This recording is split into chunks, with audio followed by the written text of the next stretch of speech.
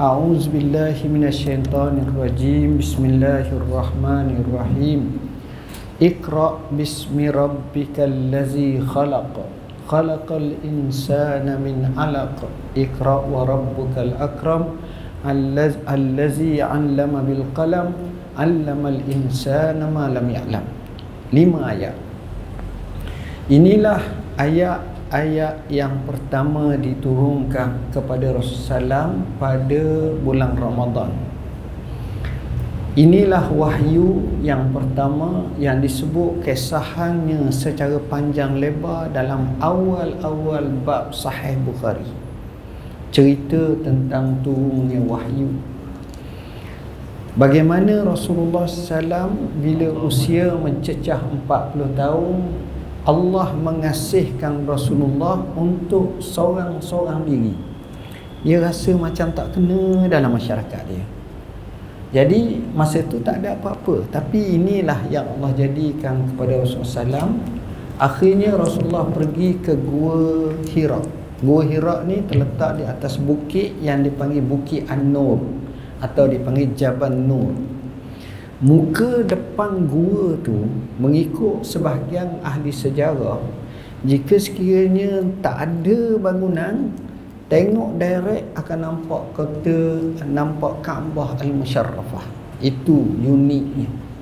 Dan dikatakan bahawa Rasulullah SAW daripada situ lebih kurang dalam 4 ke 5 km, kurang atau lebih sikit lah, berjalan 3-4 hari sekali balik, 3-4 hari ataupun 5-6 hari sekali balik. Dia bawa bekalan yang disediakan oleh Khadijah, dia balik. Dan dia bermalam, dia tafakur sesuatu. Sehinggalah pada waktu pagi, ketika fajar hampir menyingsing, ketika itulah tiba-tiba dilembagakan satu lembaga, duduk belakang Nabi, lalu peluk dengan pelukan yang kuat. Jadi Nabi tak nak tengok orang, dia bukan mengadap, mari peluk dengan pelukan kuat. Jadi kata orang tak boleh nak gerak. Akhirnya beliau menyatakan, Iqra, bacalah. Maka Rasulullah SAW jawab, ma ana biqari, aku tak pandai membaca.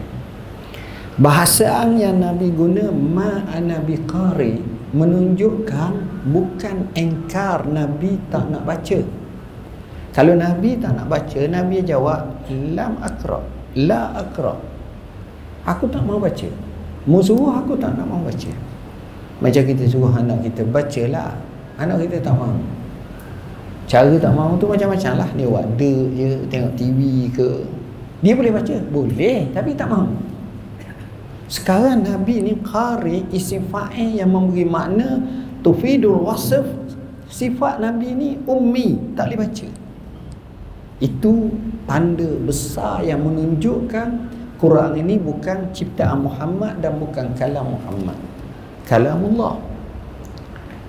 Ini menjadi hujah kepada orang-orang orientalis dan orang musuh-musuh Islam. Akhirnya dia lepas, dia peluk kali kedua lagi kuat. Nabi jawab jawapan yang sama. Akhirnya kali ketiga dia peluk dengan pelukan yang kuat. Maka Nabi jawab dengan jawapan yang sama. Bila Nabi jawab dengan jawapan yang sama, maka dibacakan 5 ayat yang kita bacakan tadi. Para ulama kata, kenapa dia tak mudah-mudah pergi tu ngajar, mari duduk sini. Okey, Iqra bismi rabbikal ladzi khalaq, khalaqal insana min 'alaq, begitu tak. Tapi dengan cara macam itu, kata ulama, antara maksud dan simboliknya nak gambarkan ilmu ini diambil dengan kesukaran dan kesusahan. Kerana kena ada kesungguhan. Lebih-lebih lagi Al-Quran, inna sanulqi alaika qawlan saqila, sesungguhnya kami turun ke atas kamu Quran, sifatnya berat, ucapannya berat. Kerana nak menanggung maksudnya, kehendaknya, dia tak boleh main remeh-temeh. Itulah maksudnya. Allah Subhanahu wa taala menyebut dalam Al-Quranul Karim, inna sanulqi alaika qawlan saqila. Macam mana Quran ni? Kedua, bila Allah sengaja sebut ayat Iqra, bacalah. Sedangkan kalau kita tengok dari segi fadilat, tak ada belah mana. Sebagaimana fadilat surah Fatihah, sebagaimana fadilat surah Qul Huwallahu Ahad, sebagaimana fadilat seperti ayat kursi, sebagaimana fadilat ayat istirja dan seumpamanya. Ada dalam nas sahih tentang fadilat-fadilat surah tertentu, tapi bukan semua surah. Tapi Allah dengan hikmahnya, dia sengaja turunkan ayat ni yang pertama. Tujuannya apa? Kerana manusia ini, dia berada dalam satu suasana. Suasana ketika wahyu hendak diturunkan, orang Arab Mekah hari itu dikenali dengan satu masyarakat, orang panggil masyarakat jahiliyah. Apa makna jahiliyah? Daripada kalimah jahil. Jahil itu maknanya tak tahu.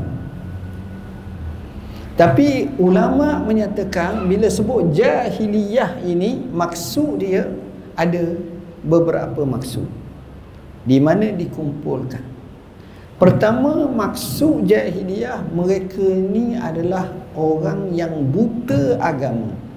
Yalah, tak ada syariat lagi, buta agama. Yang kedua, orang yang muflis akhlak.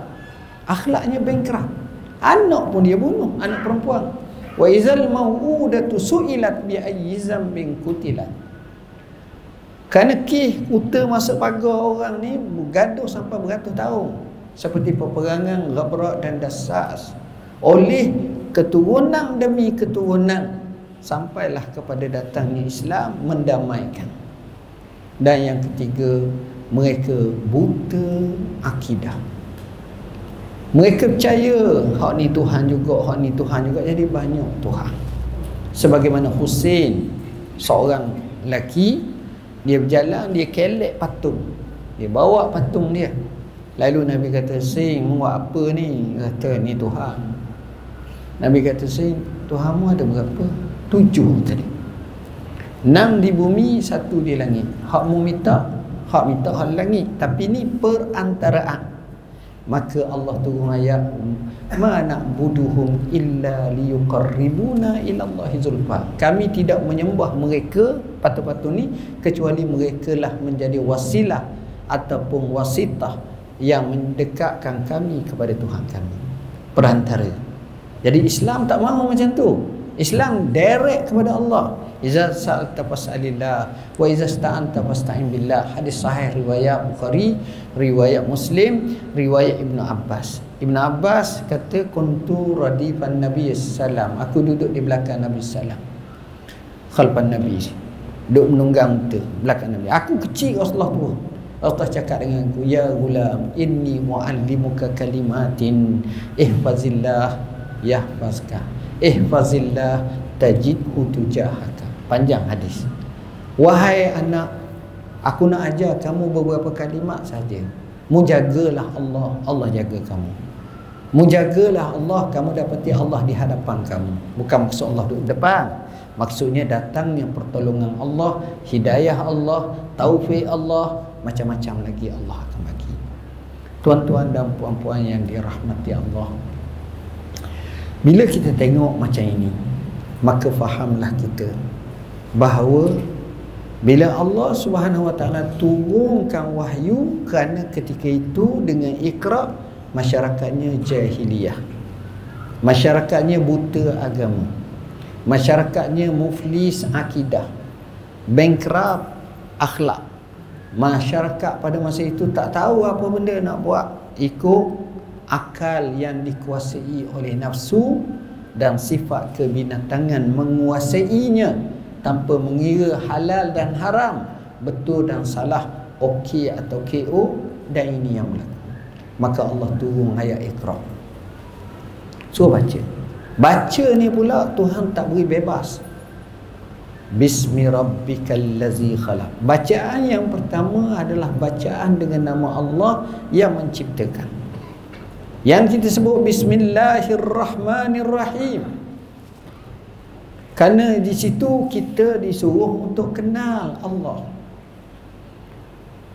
Sebab itu dalam hidup kita ni mulakan dengan bismillah. Kata Nabi SAW, kullu amrin zibalin la yubda'u fihi bi bismillah fahuwa aqta. Setiap perkara tidak dimulakan dengan bismillah, maka dia terpotong, dia terputus. Maknanya terputus barakah, terputus pertolongan Allah, terputus petunjuk daripada Allah, macam-macam terputus. Jadi kita mulakan dengan bismillah yang baik-baik. Baik. Khalaqal insana min alaq. Allah ciptakan manusia daripada alaq. Alaq ni kalau kita tengok kejadian manusia, dia ada 4 kejadian. Kejadian yang pertama, mukaddimah 40 hari pertama dalam hadis sahih riwayat Bukhari dan lain lagi, hadis Abdullah ibn Mas'ud. Yujma'u ahadukum fi batni ummihi 40 yawman nutfah. Pertama, 40 hari pertama selepas daripada abah kita bersama dengan mak kita, air mani tu dia bercantum. Ini dipanggil nutfah. 40 hari kedua dinamakan alaqah. Jam saya tak masuk lagi, jam ni masuk, betul masuk lagi. Masuk dah. Oh. Seminit je lagi. Dan 40 hari yang ketiga namanya mudghah. Dan akhirnya ditiupkan ruh, maka pada masa itulah selepas 4 bulan 10 hari atau lebih sikit, mak ni terasa gerak dalam perut dia. Itu 120 hari. Itu dia. Jadi insya-Allah bila kita sebut Iqra di sini, saya sengaja baca tajuk ni kerana sekarang ni riuh di kota Madinah di Kuala Lumpur isu yang kita panggil pesta buku antarabangsa. Saya pun baru balik tadi, saya tengok ramai orang ni.